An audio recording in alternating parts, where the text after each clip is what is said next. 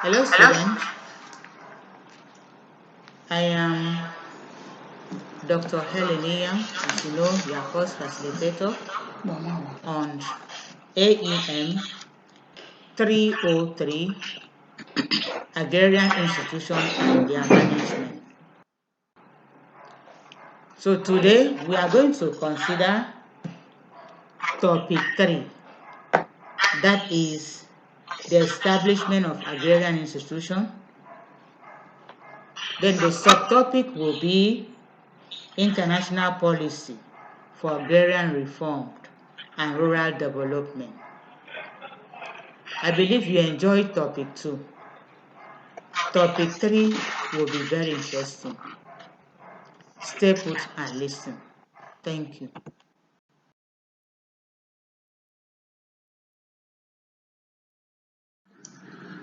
Hello, once again. Our lesson today is topic 3, establishment of agrarian institution. The subtopic is international policy for agrarian reform and rural development. Introduction. Agrarian reform and rural development should be strengthened and supported by further improvement in the present system of international economic relations in order to overcome perfectionist policies, distortion in international market for production inputs and technology, inadequate technical cooperation and insufficient resources flow. The new international economic order designed to bring about the equitable participation of developing nations in the world economic activities is essential to the success of national efforts to achieve rural development. The objectives of this lesson are to identify 4 major areas of concern for effective agrarian reform and rural development. List at least 4 actions expected to be taken. List at least 4 actions expected to be taken by the development countries. Explain briefly any of the actions listed in the objectives, and also to explain the concepts of international policy. The concepts of international policy, looking at this, the term international as the word means involvement or encompassing encompassing more than one nation or generally beyond national boundaries. So international has to do with more than, that is 2 or 3 nations. Anything beyond national boundaries is not within limited to one nation. Policy, on the other hand, can be typically described as principles or rules to guide decisions and achieve national incomes. Policy also can be referred to the process of making important organizational decisions, which includes identification of different documents or different alternatives, such as programs or spending priority, and choosing among them on the basis of the impacts they will have. In a nutshell, international policy therefore refers to the principle made or arrived at by more than one nation in order to achieve the goals set by such nation. Let us also look at the areas of concern. Areas of effective agrarian reform and rural development. There are 4 areas here to be considered. The first one here is international trade. The second is economic and technical cooperation among developing countries. The third is foreign investment. And then the fourth here is development assistance. Then one after the other, international trade. A change in international trading system to improve access to industrial market for raw and processed agricultural commodities, particularly from developing countries, and to ensure market stability and steadily expanding level of trade and earnings have an important contribution to make to the achievement of rural development goals. International trading system should be based on the principle of equality, sovereignty, and non-interference in internal affairs. Also, the external trade policy for the developing countries should be geared more directly to objectives of rural development and alleviation of rural poverty. In the light of the above, the government of developed countries should take action to undertake the early and faithful implementation of all commitments aimed at the liberalization of trades and continue the process of negotiating jointly with developing countries in appropriate international for a would renew determination to resist protectionisms. They also have to take action to move towards the progressive reduction and resignation of tariff and non-tariff barriers to the entry of agricultural and rural products, both raw and processed of particular interest to developing countries. As the barrier should be lifted, the tariff barrier should be lifted so that there will be a free flow of agricultural and rural products into developing countries. Participate in and speedily include jointly with developing countries, international community agreement or arrangement negotiated under the integrated program of communities and work towards making the common fund fully operational at an early date in accordance with the relevant United Nations Conference on Trade and Development Resolution. Also, to expand the generalized system of preference to a wider range of processed and semi-processed products and whatever possible agricultural products, and adopt system of open or council subsidies for competing synthetic substitutes to meet the export need of developing countries, as well as avoid undue restriction under any selective enforcement of safeguard measures. Also, to recognize the important roles and support of the findings and operation of the second window of common fund, which will finance community development measures among at improving structural condition in markets and at enhancing long-term competitive and prospective of the commodities. To also implement the recommendation of the World Employment Conference of National Labour Organization, which called for alternative economic opportunities for farmers and for workers displaced by import liberalization measures. They should also create employment for these workers so that they will also have food on. To ensure that small producers share equitable. To ensure that small producers share equitable in the benefit from the favorable price change in international markets, and that's transnational cooperation, trading companies, and government do not preempt such benefits, and there must be equal share of produce either from small or big companies. They should share it equally, or benefits must be shared equally.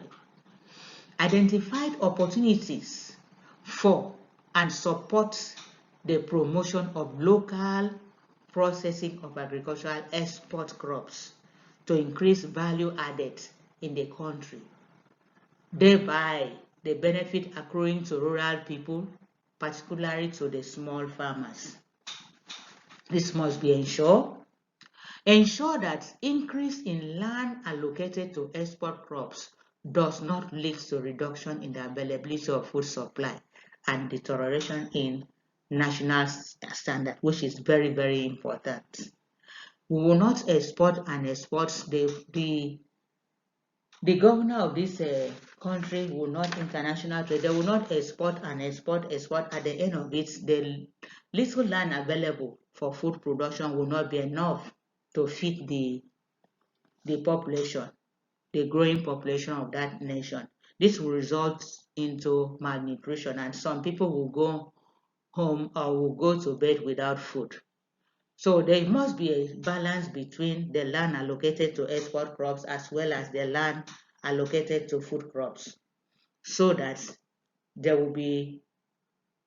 this will help into eradicate or reduce food insecurity in the nation. Then foreign investment. Foreign investment, national and international action with full regards to the rights of each country to determine its own national policies and priorities in regards to maximize the contribution of foreign investment to the goals of agrarian reform and development, and to ensure that the activities of the foreign investment in the developing countries, in particular by transnational agro-industry corporation, are not inconsistent with and do not impair the accomplishment of overall economic growth and social development of that nation. Strategy for agrarian reform and rural development in this regard should be to reaffirm the right of each state to exercise full sovereignty over ownership, use and disposal of all its natural and man-made resources, including the rights to nationalize properties with provision for appropriate compensation, consistent with the Charter of Economic Rights and Duty of the States. So any investors that comes in, there should be that state has the right to full ownership of those things, and then if they want to invest in that particular, they should pay them compensation, especially those with landed properties. They should be paid of compensation for taking what they were depending on for investment. Then establishment of policy guiding guidelines to ensure that activities of transnational cooperation and other foreign investors in rural enterprise are consistent with the national objectives of agrarian reform and rural development. So whatever investors, foreign investors, it must be consistent. It must be in line with the national objectives of rural agrarian reform and rural development, without which it will not be established. Lend support to the effort of the United Nations to establish an international code of conduct for transnational. So support development of comprehensive information system within the United Nations Center on Transnational Cooperation to ensure a continuous exchange of information regarding practices and consequences of the activities of transnational cooperation, particularly in respect of agricultural production, processing and marketing, ecological protection and rural development. All this there must be information to the United Nations, who is the key originator of this agrarian reform. They should get information from it, and then so that it will not affect the shouldn't, whatever they do, should not have an effect on the agricultural production processes, and it should not tamper with ecological of that ecosystem of that particular place. Accelerate the development of national expertise to evaluate proposals for foreign investment in agriculture and other activities affecting agrarian reform and rural development, and work jointly with potential investors in formulating investment programs and projects that are compatible with national needs, priority, and objectives. So there should be collaboration between the investors and the rural dwellers to work hand in hand in order to formulate programs that will be in line with the needs of that nation, and also that has this very important to the nation, and also that to be able to in line with the objective of the development assistance, the volume, terms, and condition of development assistance through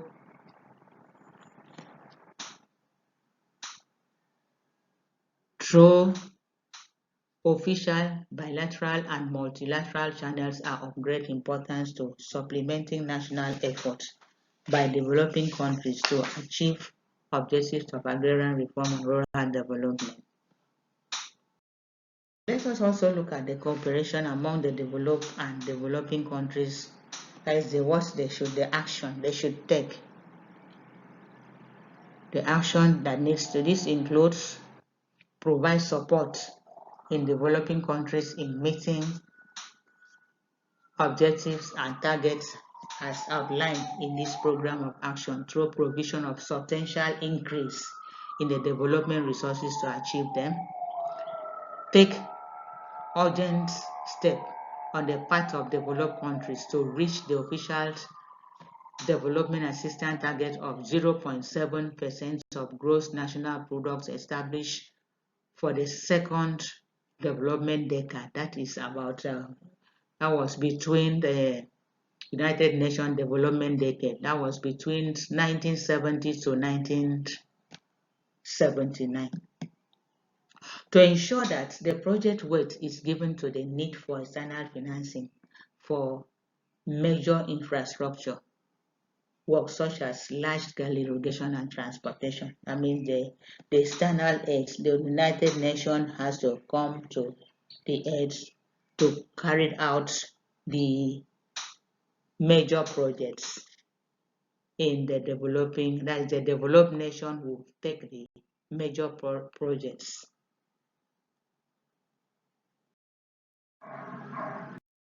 In conclusion, in this lesson, we have learned that the issue of external trade policy for developing countries should be directed mainly to the objectives of rural development and alleviation of rural poverty. Quick action are to be taken to implement all commitments aimed at liberalization of trade. It is expedient that concrete cooperation is maintained and sustained among the nation, particularly the developing countries, in order to implement the expected action effectively.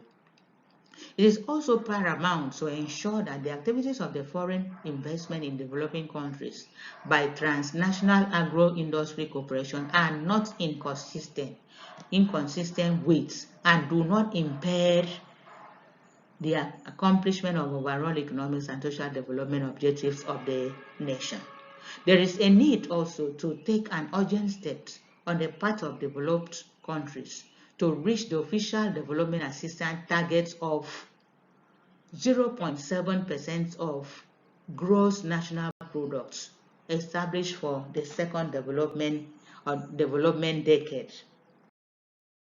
In summary, we have discussed international policy and highlighted the main areas of concern of effective agrarian reform. We have also highlighted various actions expected to be taken for effective cooperation among developing countries. We have identified and explained the foreign investment and how it could be achieved. We have also discussed the strategies required for Development Assistance. Assignment. Discuss the role played by international nations in the achievement of the rural development goals. Thank you for listening. I am Dr. Helen Inyang.